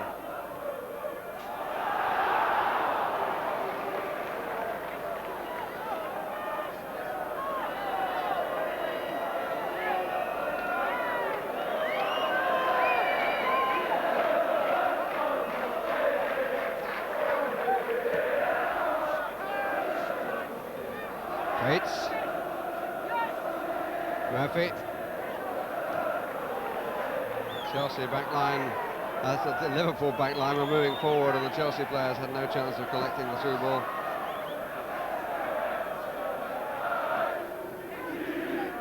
We're into the last quarter of an hour of a contest whose outcome is surely set, but an interesting thing, if Liverpool could manage to get a third, it would be the century of goals scored against Chelsea here at Anfield over the years.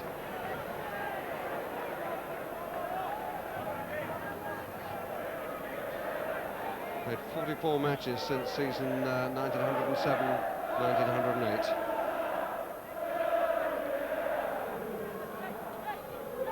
Chelsea have only won 4 of them.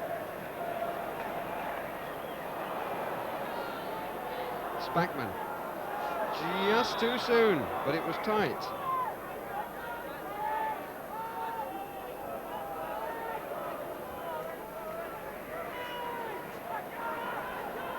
McMahon. Beglin. Alan Hansen. Scored Liverpool's goal on Tuesday night in Dubai. Hasn't done that too often. His last league goal was in May '84. Rush thought that he might be in for one then, but the back header from Walsh going slightly astray.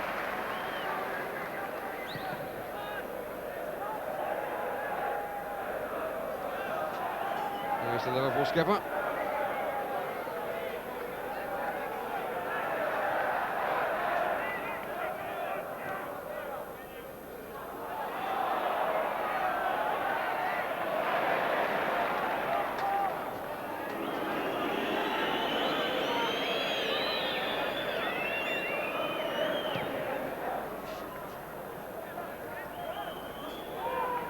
Beglin. Nicol. And still. Rush in the middle, Whelan on the near side as we look. Nicol. Oh, I say, what a classic goal!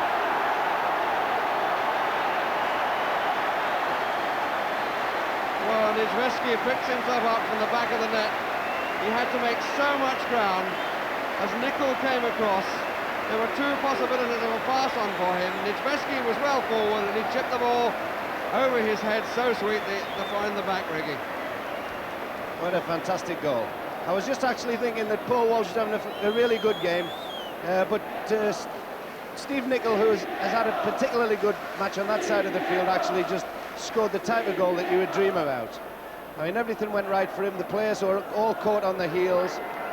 He had a good look up, saw the goalkeeper just a yard or 2 off the line, but that was enough for him to make the decision, and a brilliant goal was the result. 3-0 to Liverpool, and the century achieved. And if you're going to score a goal which decides the century, you couldn't ask for much better than that. All 3 goals have been very different, but all really quite classic. The free kick from Whelan, the header from Rush, the finish from Nicol with the chip.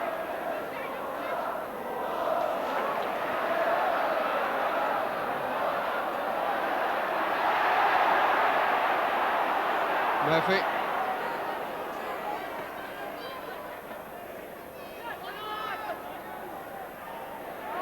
Whelan, it bounced a bit kindly for him. Rush is offside.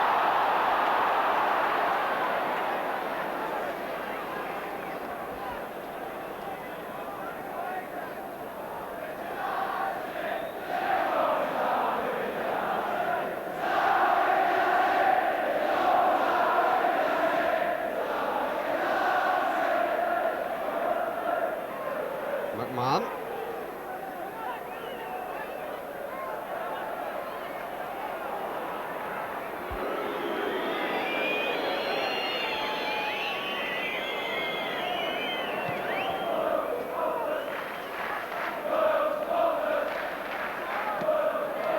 Determination from Benison. The linesman shook his head when the referee looked at him, but there was a moment when the ball was handled then, but it had to be intentional, of course.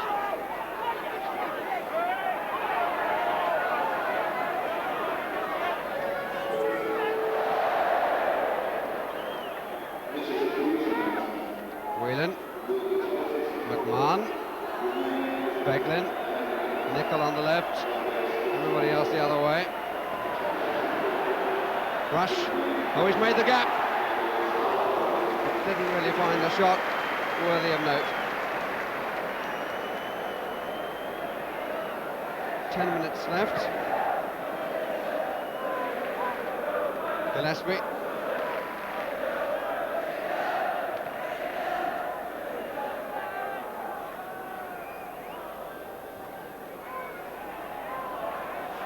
Colin Bates.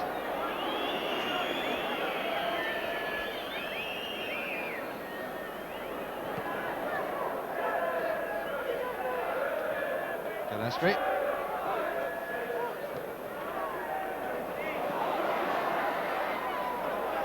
Well done by Pates to get a bit of that, but then not the challenge. He won a bit of it in the air, but then instead of waiting, just played through Rush.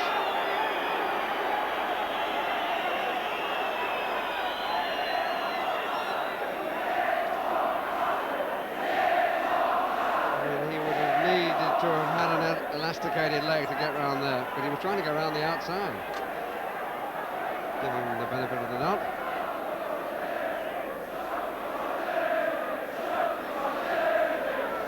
Rush none the worse for wear.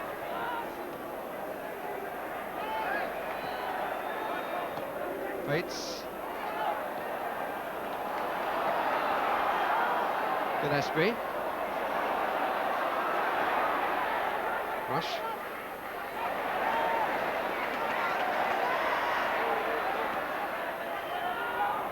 Speedy. Play on, says the referee. Lawrenson.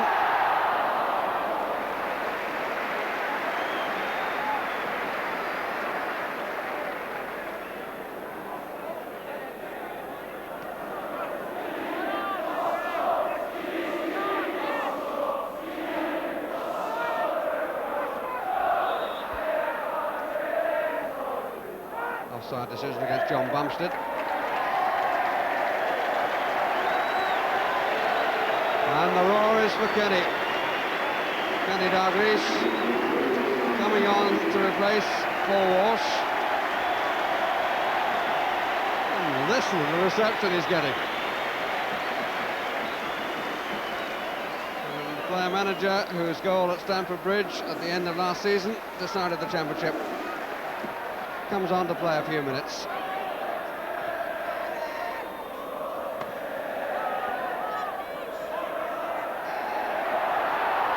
And here's Lawrenson.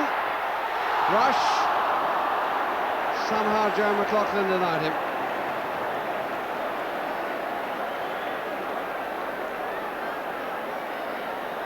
Seemed to be so much room and time. McLaughlin got his foot in to deny Rush. McMahon. Dalglish. Oh! It went for the goal kick.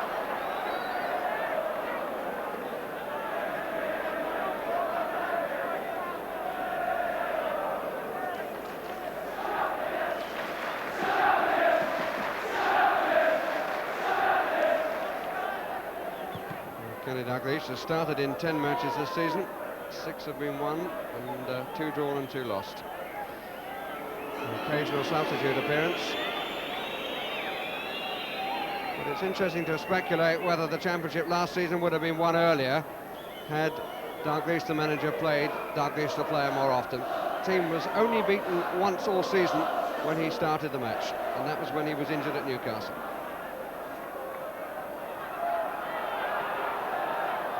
Wood to Rugby to nobody.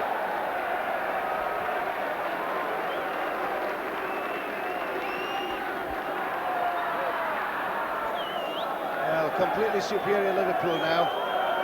A little bit of trepidation for me. It's our team that have to come and play them here on Boxing Day, but I've no doubt Alex Ferguson will have had a close look at them and act accordingly.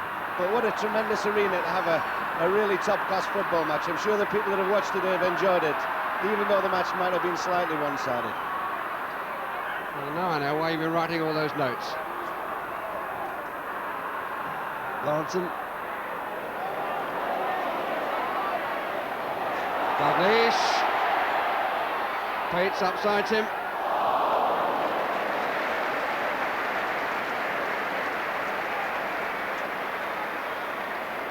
Five minutes remaining, and it probably won't be enough for Kenny Dalglish. Having got on, he's immediately got the taste for it.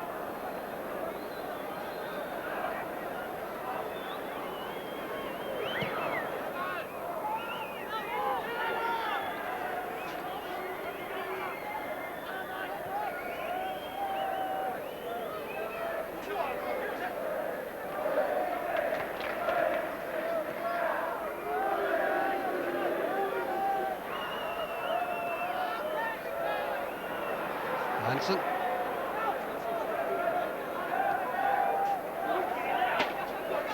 Benison.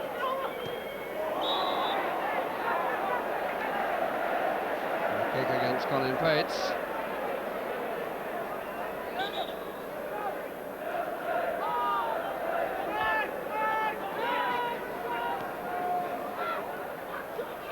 McMahon.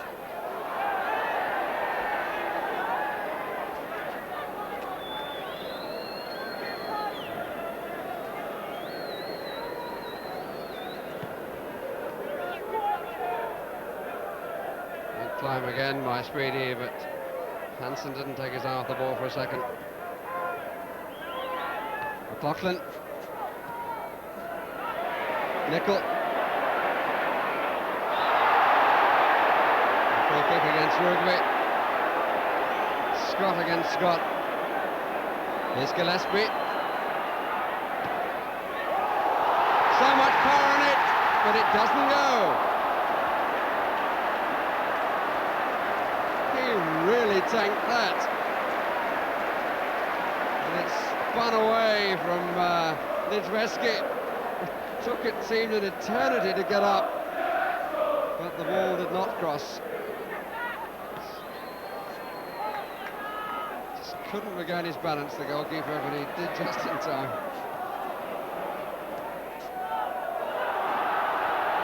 Dury, Speedy, unlucky.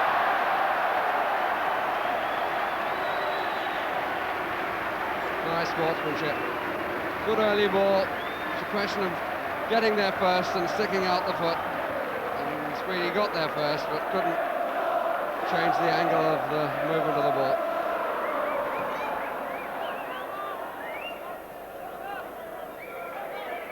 Hansen.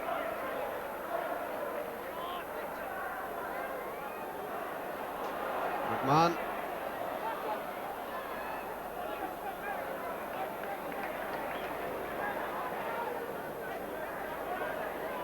Beglin. Corner. And just, I suspect, a little nudge from Nickel.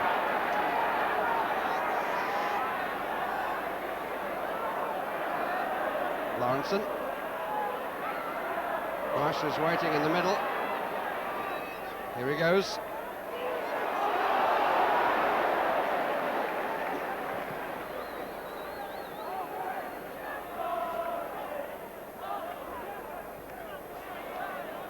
I think Chelsea are deserving of great credit the way they've stuck to it. It's a result that most people would have expected.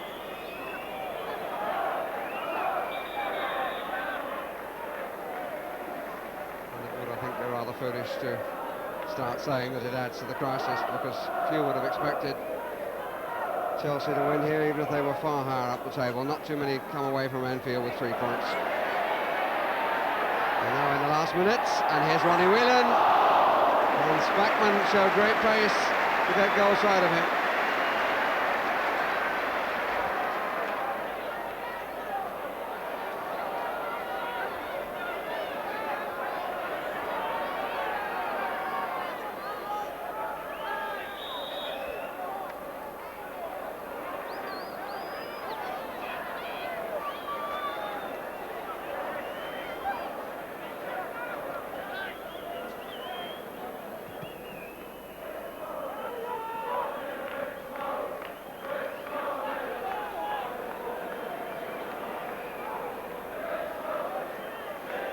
Hansen.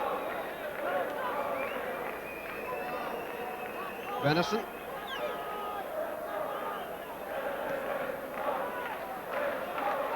Hansen.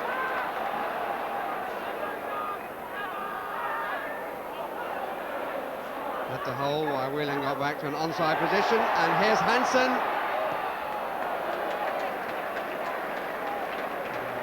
Litvesky very quickly off his line. Whelan, Lawrenson.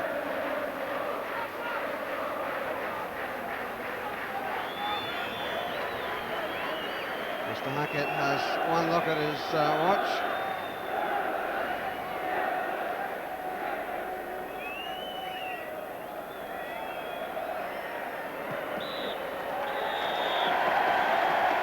Nothing it is. For half an hour we wondered, but once Ronnie Whelan scored, the die was cast, and Liverpool offered us three real gems. Beautiful goals, Whelan getting the first, Rush getting the second, and Kenny Dalglish's side coming off quite comfortably the victors, with Nicol getting the third goal, and a brilliant goal it was too, the 100th against Chelsea on this ground in league football. Well, not quite the frenzied excitement of last week, but a brave fight by Chelsea and three classical goals of their kind from Liverpool. I think it's time to have a look at those three goals again. Oh yes, Ronnie Whelan!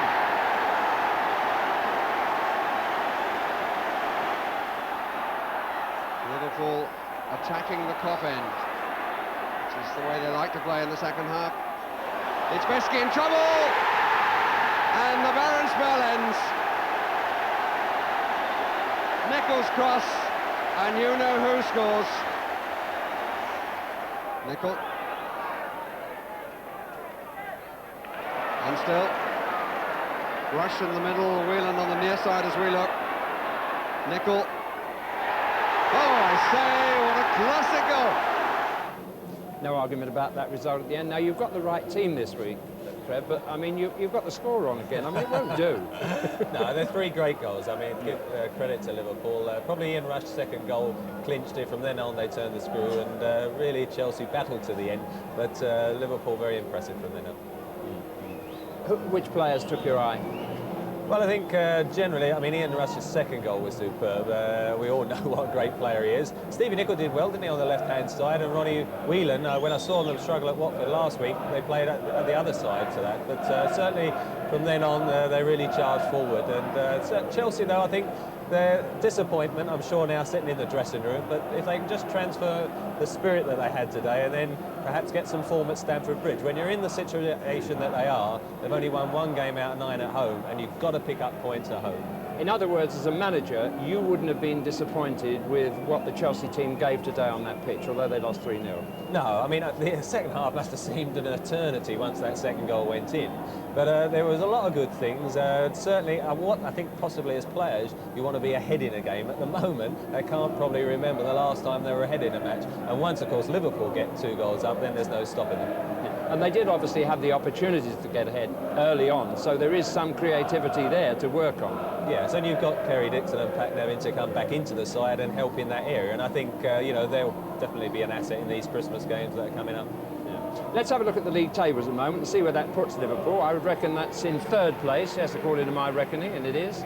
The battle's still going on at the top there, Trevor. Arsenal holding on. They're doing great, aren't they? They're just not conceding any goals. And Nottingham Forest, entertaining as ever, although they lost yesterday, still playing very well as well. And the good thing, of course, Luton Town and Norwich City keeping the race. I mean, they're the ones in a strange way that those of us who look upon football as a sort of game that belongs to the whole nation are pleased about. That's right. All that chasing pack. It's a funny season, actually. They're all getting a good position and then lose a silly game. And so the Christmas games will be very interesting come the new year, I think. A couple of results coming up this afternoon. First of all, Bristol Rovers 2, Newport County 2. That's in today League Division 3. And as you can see, Port Vale 2, Chester City 1. So there you are. That's all from us really for today, except perhaps from Trevor and I to wish you a happy Christmas, and I'm sure that they're happy out there on the terraces. So it's all from Anfield, but perhaps a reminder of the sports programmes coming up. There's some show jumping from Olympia on BBC One at 5:35, Ski Sunday, BBC Two at 5:50. Then the review of the year. I wouldn't miss that one tonight at 7:15. We'll find out who the sportswoman of the year are. We'll be back after Christmas with Spurs v Arsenal, which gives me the chance on behalf of the entire Match of the Day team. That's those seen and unseen. The cameraman who got that very special shot this afternoon of that clearance off the goal line, from him, all the team, to wish you all a very Merry Christmas. And to Ian Rush particularly, sadly, because it's his last Christmas in England for a year or two, and I can assure you we shall miss him. Maybe Chelsea won't. Good afternoon. Liverpool attacking the Kop end, which is the way they like to play in the second half. It's Beski in trouble!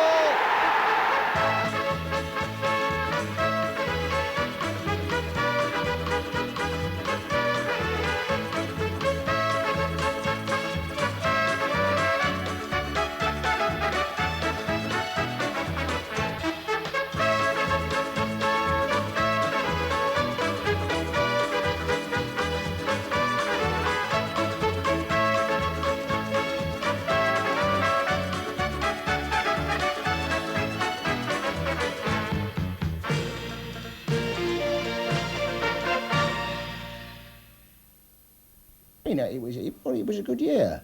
Was it? 1926. Oh, 1926. It was a good year, yeah. And this year, I suppose it was a good year for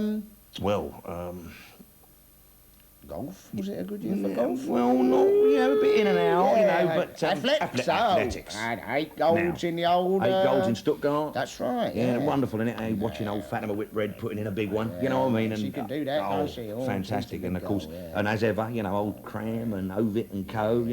Taking it in turns. Yeah, to